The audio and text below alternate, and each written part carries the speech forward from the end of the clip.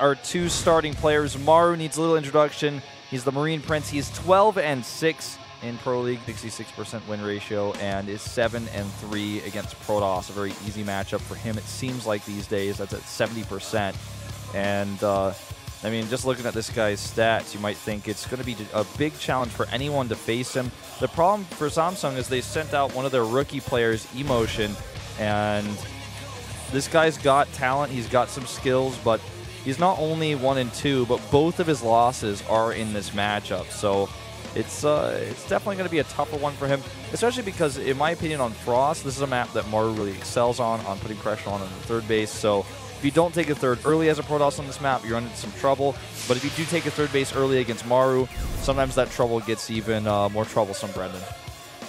Yeah, definitely. So it's going to be a hard match here for eMotion, but we'll have to see how he does. Yep, we're going into that first map, Frost, right now. Wait just a second and see you in game.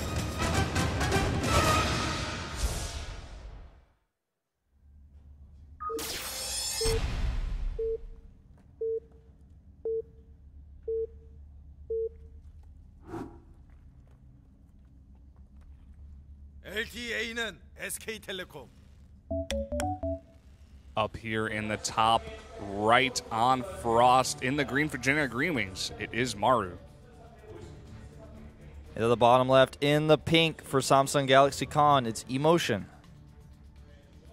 I gave you a little look when they were coming on stage and you were saying the names. You're like Maru versus eMotion, and you kind of like cracked up a little bit. And I'm like, did you do that on purpose, or was that just a little crack in your voice? I just thought it was funny because of the name, of course, eMotion.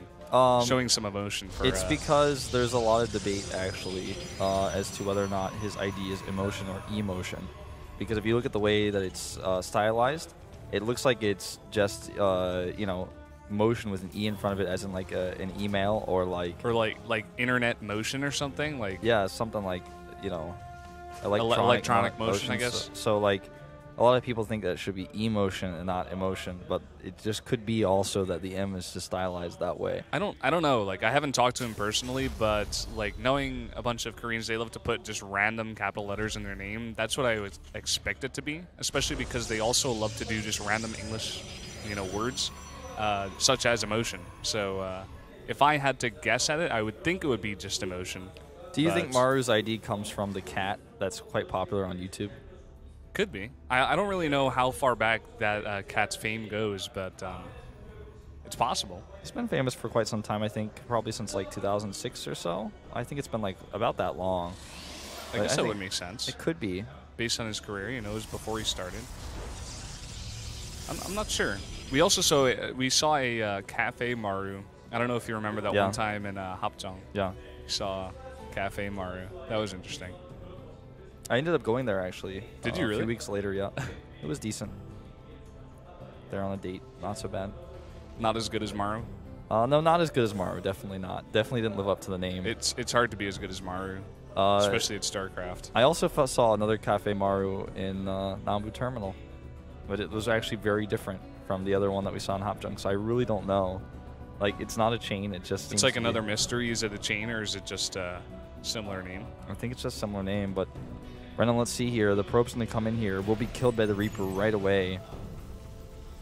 Yeah. Or the Reaper could just ignore and get the faster scout. I mean, it doesn't really matter that much, I would say, getting there that much faster. But Maru looks like he wants to play this one a little bit more carefully. The Nexus gets planted here just a few seconds after the command center. And, with only one gas, you can get that up super fast. Then you can drop that mothership core out.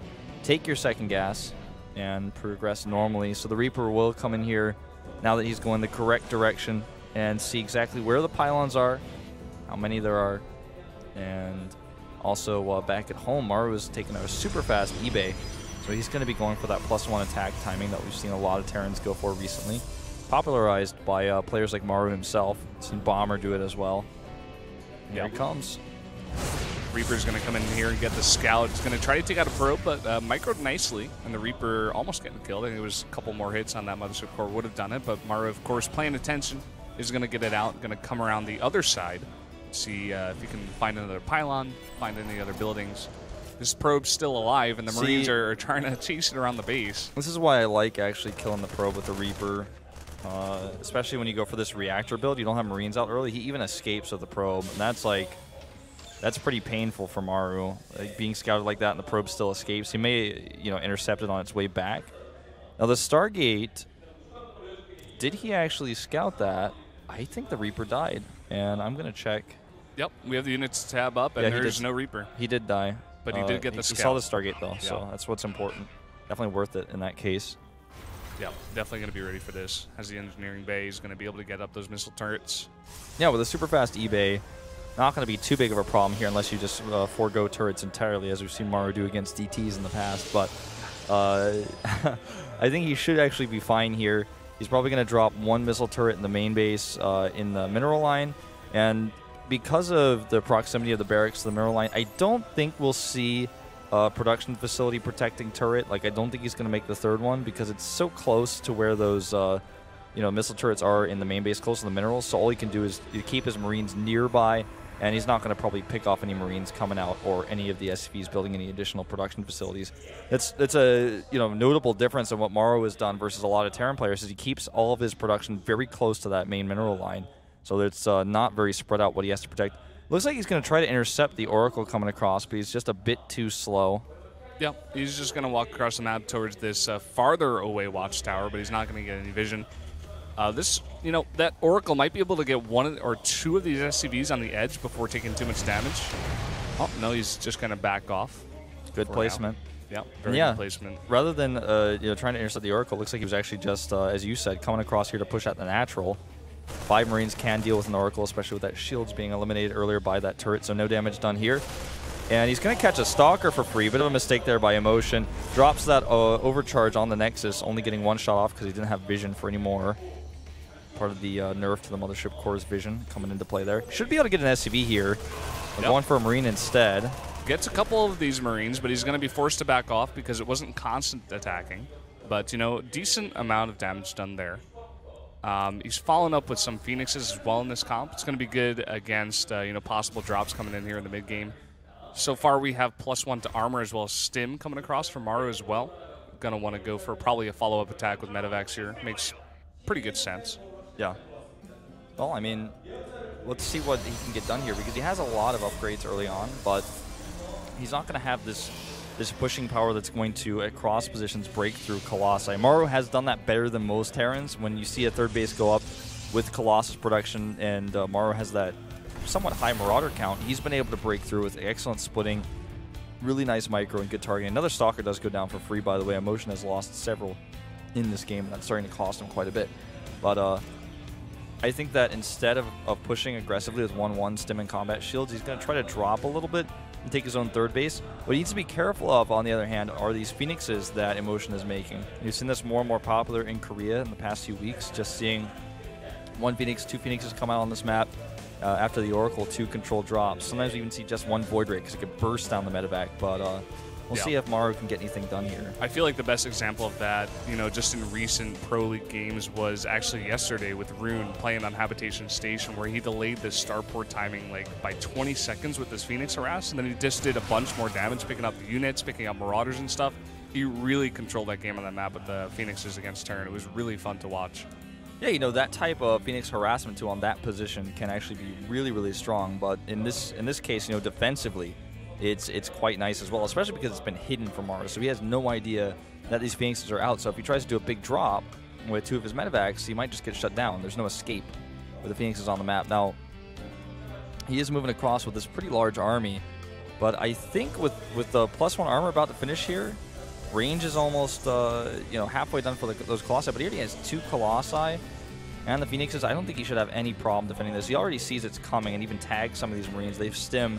Now, don't kill the Oracle, so they basically did AoE damage to themselves, if you think about it. Yep, that's a really good tag, actually. And he has this Observer in a great placement, right where he knows that Maru will group up his units before dropping. So he knows everything. I would actually like to see Maru scan this down if possible, but it looks like he's not going to go for it. Maybe just stim a couple of units forward, see what he can see. Doesn't like the looks of it. I don't think he wants to fight this one, especially once he sees those Phoenixes. No, yeah, I mean, this is a great move, except that the Marine sees it. And Maru, I don't even think he can punish this with the Phoenixes on the map. It's just too much mobility. And Maru still doesn't have a third command center, lowered. He has a third command center completed, but he's going to want to send it over ASAP. He's right now making it into that third orbital first.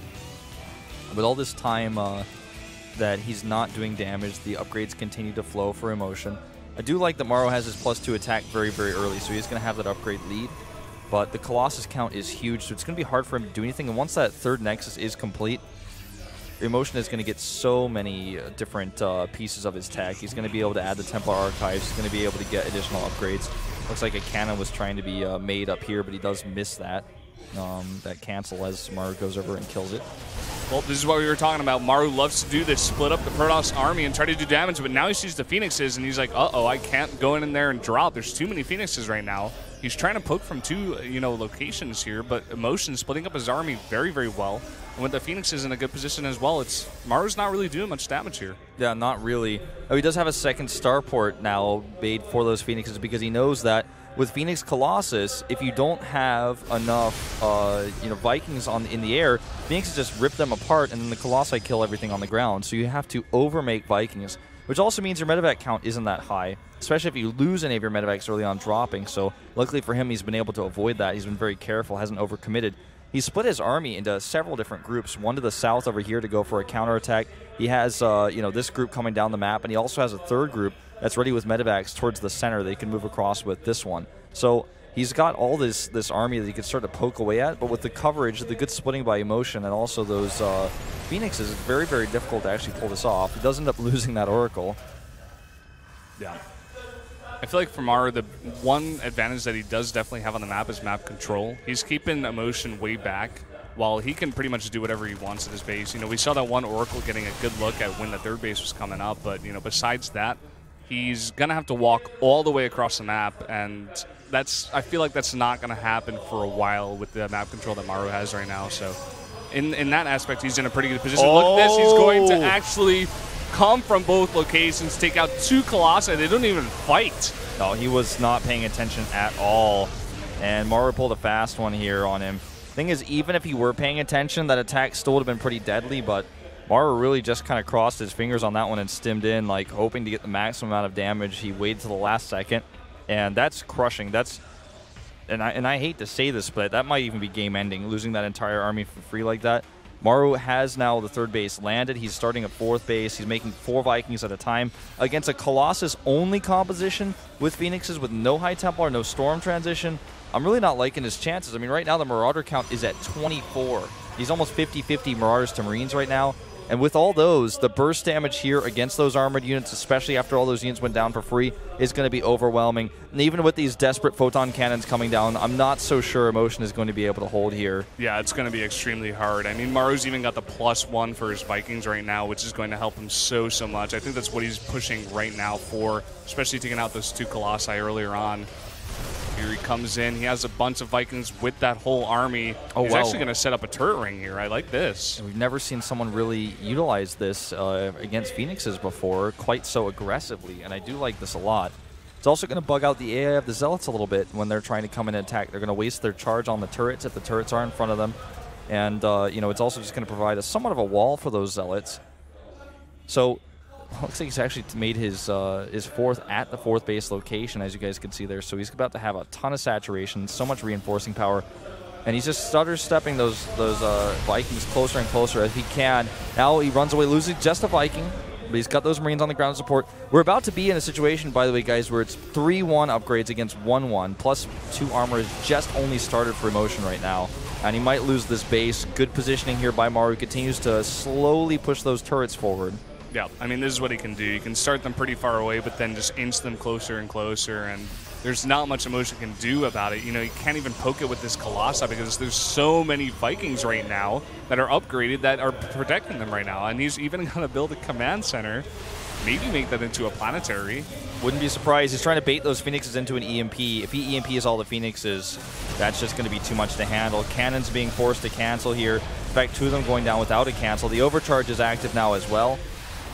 If he can EMP the Phoenixes, then the Vikings can just target the Colossi, and the Bioforce can probably just run in and do the damage. We'll see how he decides to play this one. Again, using only small groups of units to poke at that Nexus while that Command Center is getting closer and closer to finishing. I think he is planning to make that into a planetary. I don't think this is just like a man or CC he's doing. He's not that far ahead right now. Yeah. He's you know, utilizing the static defense very, very well. He knows that he has the map control to do this. He's using what he had in the mid game and bringing it here later when he has this huge mineral income, and he's just making a bunch of planetaries and missile turrets because he can afford to. Well, these cannons going up right now certainly are not going to have long-term use. They're only to buy time right now. Trying to get a good angle here. Anion Pulse Crystals are complete, so he's able to pick off a few of those Vikings. His cannon's going to, again, be targeted by a group of Marines. He's even trying to get some of those probes right now. If he can get just one EMP off on those Phoenixes, that would be awesome for him. And eMotion is just really struggling to find the right angle. That planetary, the first one, is morphing right now as well, making it very difficult for eMotion to even consider moving out. He doesn't have any turret rings to the north of the natural, so we could see a Warp Prism fly out of there, but I mean, how much damage can he really hope to get done with that? That would be a pretty big commitment for someone who's so low on these bases. Looks like he's going to actually come over here and kill the last of these cans on the high ground, so we'll have this harassment point to work with. And here come those ghosts! Where are the EMPs? A great EMP!